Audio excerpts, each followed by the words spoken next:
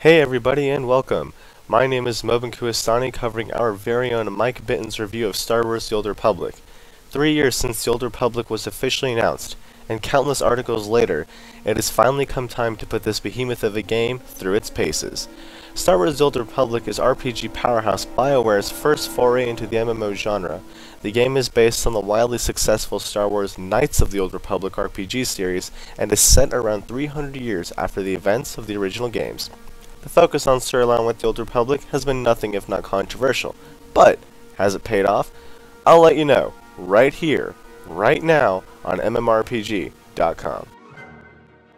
Star Wars The Old Republic, like World of Warcraft before it, is not a technically stunning game.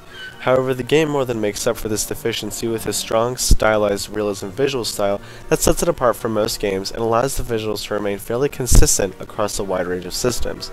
This stylized realism really comes to life in the game's environments and characters. Easily the worst aspect of the Old Republic's aesthetic experience is the user interface. True, it's sleek and visually appealing, but unfortunately completely inflexible. Forget UI scaling or the ability to resize and move windows, chat being the only exception, and if you're looking to skin or modify the UI, you can forget that too. Overall though, the UI doesn't set the game back too much, because aesthetics still receives a 9.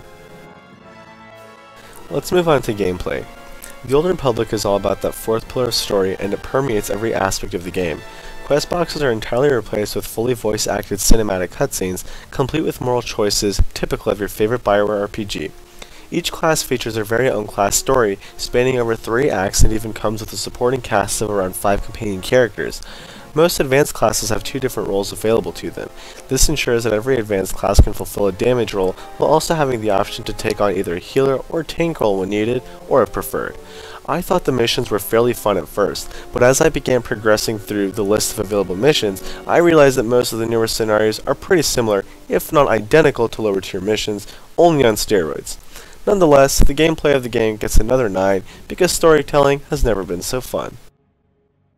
BioWare's claim to fame with the Old Republic is and always will be that fourth pillar of story. Sure, some people will hate it and spacebar through all the conversations, but if you're like me and really enjoy what the team is going for, you'll have a very hard time going back to a typical quest box MMO. On the flip side, BioWare doesn't do much else that's innovative with the Old Republic. Career skills are certainly neat, but other than that, the game is purely derivative of games like World of Warcraft, and is even missing quite a few features some may consider standard at this point. With that in mind, innovation goes at an 8. BioWare has been polishing this game for what seems like an eternity, and it shows. Sure, there are bugs and some issues, but overall the game is incredibly polished. Just about everything works as you would expect it to, production values are super high, and there really aren't too many major issues to speak of. BioWare has emphasized the importance of running a good service in addition to delivering a great game, but I can't say I'm too impressed with their phone line service. Email support has been a hit or miss as well. But polish still gets a 9.5 because the game truly is well developed. Judging a game's longevity so soon after launch is always a challenge. I'm no Nostradamus, but I have a good sense that this game's got legs. There are 8 class storylines, 15 flashpoints, and 2 raids already available. This game has more than enough going for it to carry you through the first months of your subscription, and while we aren't going to judge it on what BioWare intends to add over time, there's certainly more stuff coming. So, longevity settles at a solid 8. In an industry where it is commonplace to purchase a $60 game for 10 hours of gameplay, the Old Republic really blows the value equation out of the water. Whether you feel this game is worth your $15 after the first month is going to be a largely personal decision. I think it's fair to say that most people will still be plugging through their first playthrough by the time their 30 days are up. Therefore, the value of the game receives an admirable, perfect score. What BioWare adds to the experience from a social perspective is the addition of social points and item progression, which are earned through participating in multiplayer dialogue with other players.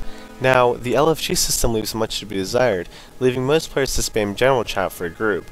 Finally, in a genre where features such as guild leveling, tabards, guild perks, and such are becoming the norm, the Old Republic's guild feature set is simply woefully deficient. The social aspect of the game, therefore, unfortunately receives a 7.5. Every couple of years, we get an MMO whose level of hype and expectations are greater than the game could ever aspire to be, and the same remains true for Star Wars The Old Republic. Even so, the game is simply exceptional. BioWare has successfully fused the foundation of a solid MMO with their industry-leading storytelling capabilities to create a final product that convincingly makes the case that as great as many MMOs have been, we've definitely been missing a significant piece of the puzzle for all of these years. So, Star Wars: The Old Republic receives a commendable score of 8.7. Well, that's it for me, folks. To check out Mike Bitten's full, extensive review, be sure to check out mmorpg.com. I'm Mo Benkuasani signing off. Until next time, take care.